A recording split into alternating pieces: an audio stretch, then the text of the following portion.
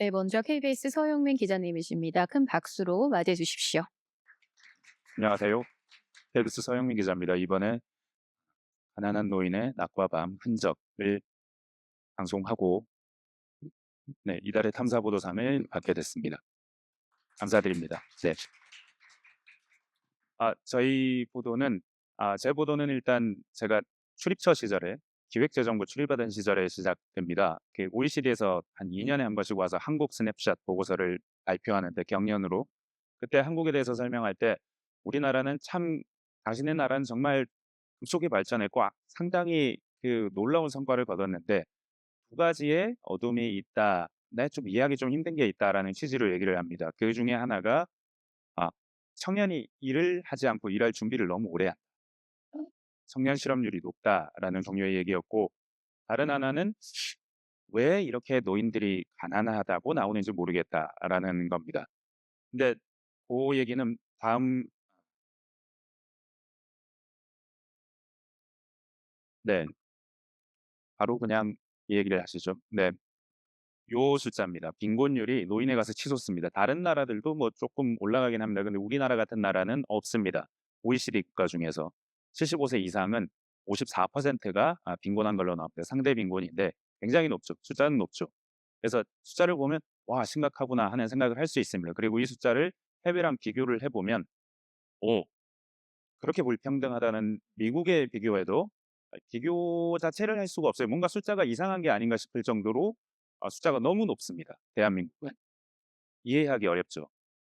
그래서 이 숫자가 거짓말이다. 사실은 실질이 아니다라는 이야기는 많습니다. 대한민국의 노인들이 부동산이 많은데 아니면 금융자산이 많은데 그거 반영 안 하니까 그런 거 아니냐라는 종류의 얘기가 많아서 그래서 KDI의 이승희 박사라는 분이 실제 추정치를 그러면 어떻게 할 수 있냐. 그 뭐 자산 데이터 아니면 뭐 금융자산 아니면 부동산 이런 것들 다 넣어서 계산을 해봤더니 세간의 인식과는 달리 숫자가 34.8% 정도까지밖에 안 떨어지더라는 겁니다. 앞에 보시면 34.8%도 여전히 다른 나라들하고는 낯을 들고 비교할 수 없을 정도로 높습니다. 그리고 다른 나라들도 자산을 고려하게 되면 다 내려갑니다. 그러니까 똑같은 겁니다. 자산을 고려해서 우리나라 노인들이 부동산이 많아서 가난해 보이는 게 아닌 겁니다. 우리나라 노인들은 가난합니다. 왜냐? 아, 국민연금 못 받기 때문. 짧게 말하면 국민연금 못 받기 때문이고 아니면 이 가난한 분들에게 도움을 주기 위해서 기초연금이라는 것이 있는데 사실은 이 기초연금이라는 것이 가난한 분들 도움을 주기 위해 생긴 거지만 실질적으로는 우리나라 노인의 70%가 받아갑니다. 60 몇 퍼센트가 받아갑니다. 저희 아버지가 평균적인 소득이 한 150에서 200만 원 정도 사이 되는데 빈곤선 아닙니다. 그러면 받아갑니다. 저희 아버지도 받으십니다. 아, 그러니까 그렇게 주는데 돈이 얼마나 드느냐 아니면 좀 더 주면 되는 거 아니냐라고 생각할 수 있는데 지금 24조 원이 됩니다. 저렇게 주는데. 근데 내년부터 40만 원 주고 싶다는 얘기를 지금 정부가 많이 합니다. 40만 원씩 주면 어떻게 되느냐. 당장 내년부터 한 30조 들고요.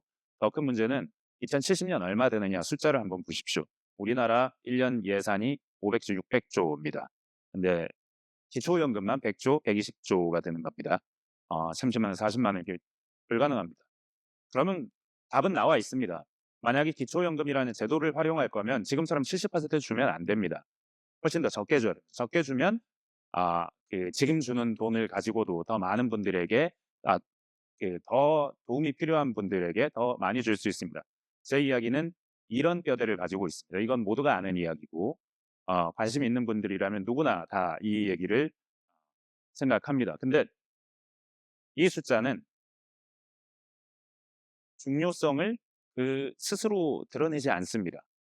제가 다큐멘터리 50분짜리로 만들 때 이 숫자 얘기만 주구장창 할 수가 없어요. 이 숫자를 소인수 분해해서 뭐 어떻게 분해해서 설명한다고 해서 그게 가닿지 않습니다. 그래서 저는 어떤 좋은 방법이 없을까라고 생각했을 때 언론에서 주로 방송에서 특히 주로 쓰는 방법은 가장 힘들고 어려운 분들의 현장을 적나라하게 보여줘서 시청자에게 아 굉장한 정서적 감정을 불러일으키는 방법입니다. 어찌 보면 과장일 수도 있고 어찌 보면은 한 스팟에 집중함으로써 감정을 극대화하는 것인데 저는 사실 그런 종류의 보도에 그렇게 끌리지 않습니다. 저는 조금 더 구조를 보여주고 싶고 이 숫자가 의미하는 것이 무엇인지를 좀 더 찬찬히 보여주고 싶은데 이걸 설명을 하면 시청자들은 다 도망갑니다.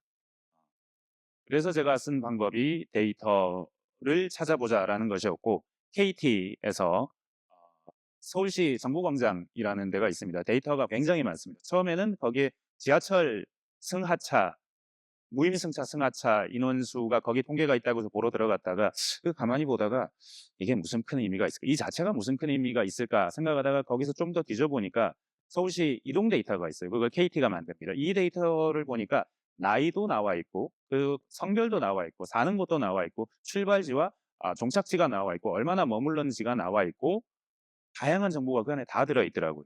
근데 그걸 제가 분석할 능력은 일단 없어서 KT를 접촉을 했습니다. 근데 KT 접촉 과정에서 사실은 제 포커스는 가난한 노인인데 이 가난한 노인의 포커스를 맞추려면 어떤 가명 결합이라는 다양한 좀 더 복잡하고 좀 더 비용이 많이 들고 좀 더 시간이 많이 드는 종류의 데이터 분석을 두 데이터를 붙이는 겁니다. 가명으로. 근데 그렇게 붙이는 작업을 할 수는 없어요. 그런데 설명을 천천히 듣다 보니 KT는 할인 데이터라는 걸 가지고 있었습니다. 할인 데이터는 정부 기초수급 대상자일 경우에 30에서 50% 정도 요금을 할인해 주는 겁니다. 60세 혹은 65세 이상의 할인율을 적용하면 그게 가난한 놈이 되는 겁니다. 왜냐하면 정부 주거급여, 생계급여, 기초의료급여, 교육급여 이런 거 받으시는 분들이 다 중위소득에 지금 말하는 상대빈곤선 이하에 있을 때만 대상이 되는 거거든요. 어찌 보면 굉장히 기가 막힌 자료였습니다. 가민 결합하지 않아도 바로 그 자체로 도출할 수 있어서 KT의 협조를 얻어서 분석을 하게 됐고 자세한 분석은 뒤에 나오실 김 소장님께서 지금 준비하고 계시고요. 데이터에 무엇이 시청자에게 아니면 어떤 의미 있는 정보를 전달할 수 있는 어떤 정보값이 되느냐. 제가 실은 이번 데이터 저널리즘 어워드에 세 번째 수상을 했습니다. 근데 첫 번째, 두 번째는 제가 일종의 게스트였다면 이번에는 제가 이 프로젝트를 주도한 사람이라고 할 수 있는데 저기 제목 한 번만 클릭해 봐주시겠습니까?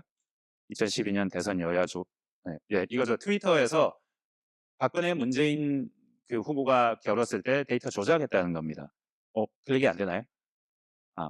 조작했다는 겁니다. 그냥 말로 설명하는 게 빠를 수도 있겠습니다. 조작했는데 저 때 당시에 특이한 점은 뭐냐면 저희는 사실은 새누리당이 조작했다는 건 알고 들어갔습니다. 빅데이터가 있었기 때문에 트위터 빅데이터를 쫙 긁어서 크롤링해서 그걸 분석할 수 있었기 때문에 그걸 검증해보자는 차원에서 들어갔는데 실제로 분석을 해보니까 민주당에서도 나온 겁니다. 규모는 작아요.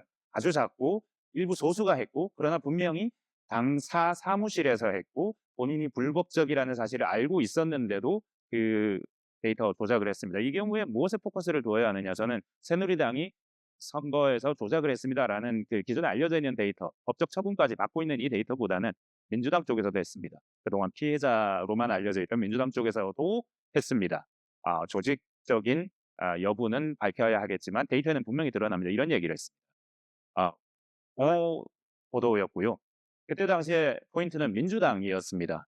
억울할지 모르겠으나 뉴스 데이터로서의 와우 할 수 있는 포인트는 거기에 있다고 생각했고 두 번째는 조세정의 시리즈였습니다. 두 번째 시리즈는 어떻게 우리가 설명을 드리자면 세금 안 내는 사람들 어떻게 데이터화하느냐 아니면 조세 포탈범들이 얼마나 형량을 적게 받느냐 요거를 데이터로 표현한 겁니다. 요때는 사실 이 숫자는 엄청 많아요. 엄청 많아요. 몇 조 원입니다. 근데 그거가 숫자가 주는 이미지가 없어요. 그런데 강남에 가장 잘 사는 언주로 타워팰리스가 있는 이 요 길의 데이터에 묻어있는 데이터가 얼마냐? 몇백억이었습니다. 안 낸 세금이. 근데 다 보면 타워팰리스에 살고 있고 그 옆에 고층 비싼 집에 살고 있고 비싼 집에 살고 있고 비싼 집에 살고 있는데 안 내고 있는 겁니다.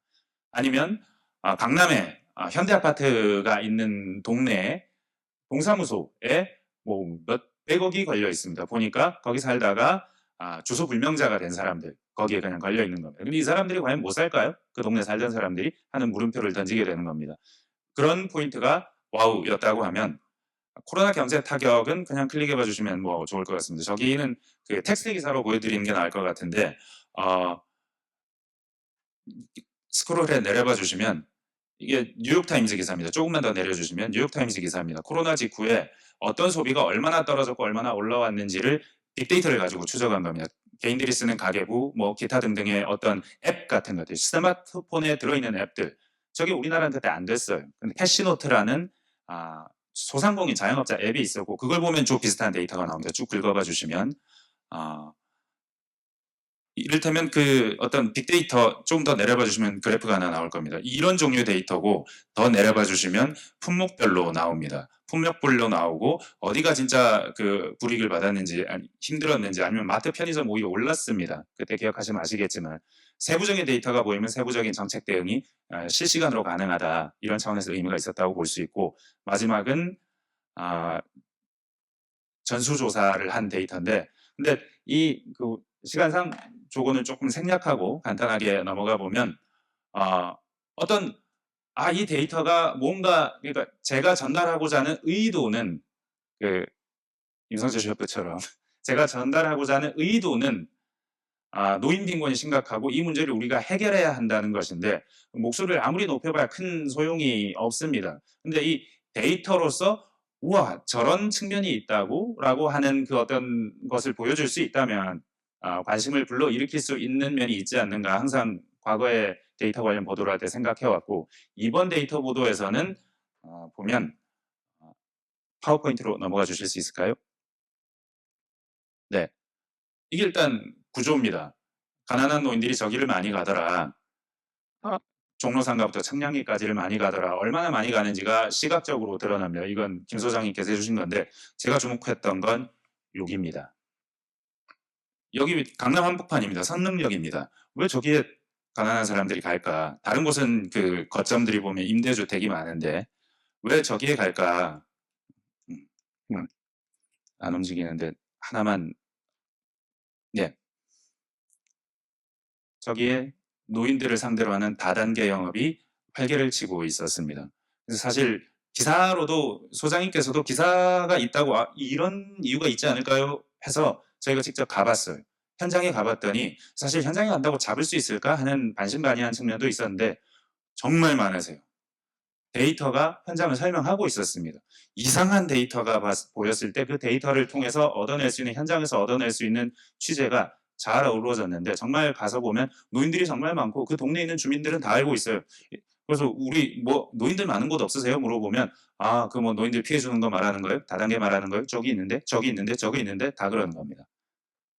한두 군데가 아니고 그 강남역 그 테헤란로의 빌딩에 거의 곳곳에 그런 다단계 사무소들이 가득했어요. 저희가 반나절 취재했는데 쓰고도 넘칠 만큼의 취재가 됐습니다. 이런 경우는 그 뉴스 취재다 보면 그렇게 쉽지 않습니다. 한 번 가서 그날 바로 취재가 끝나는 경우는 거의 없어요. 근데 굉장히 잘 됐습니다. 이 취재 차원에서는 잘 됐다는 것이고, 가난한 노인들이 왜 여기에 와야 하는지, 이 사람들의 꼬임에 넘어갈 수밖에 없는 구조가, 왜냐하면 너무 가난한 사람이 많기 때문에 그 사람들 중에 일부만 오면 되니까, 이런 종류의 어떤 이야기가 그 안에 있었고, 그게 어느 정도는 좀 호응을 얻을 수 있는 와우 하는 포인트이지 않았을까 하는 보도, 저희 보도에서는 그렇게 생각을 하고요.